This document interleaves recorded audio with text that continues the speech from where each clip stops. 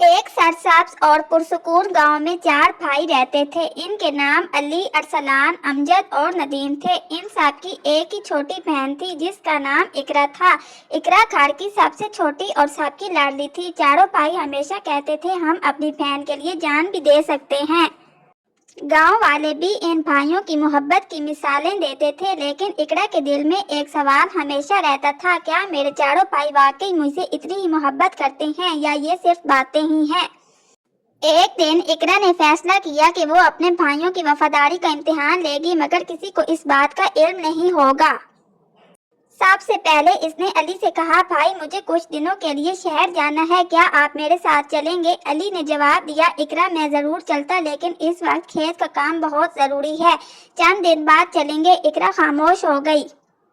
اگلے دن وہ ارسلان کے پاس گئی۔ ارسلان دوستوں کے ساتھ بیٹھا تھا۔ اقرا نے کہا، بھائی مجھے آپ کی ضرورت ہے۔ ارسلان نے کہا، آج تو میں بہت مصروف ہوں، کل بات کرتے ہیں۔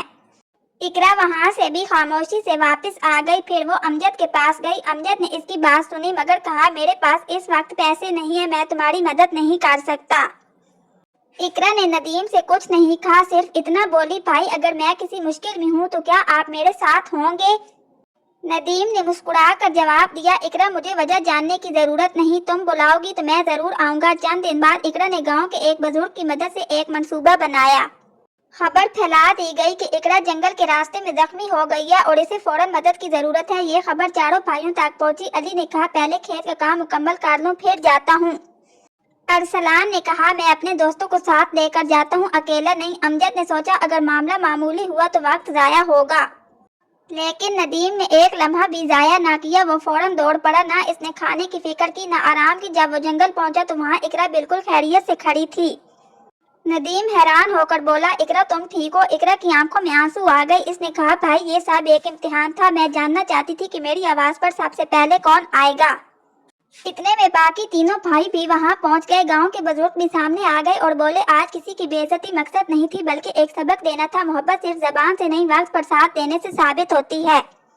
علی، ارسلان اور امجد شرمندہ ہو گئے۔ انہوں نے اقرا سے کہا، ہم سمجھتے تھے کہ محبت صرف دعووں سے ثابت ہو جاتی ہے، لیکن آج ہمیں اپنی غلطی کا احساس ہو گیا۔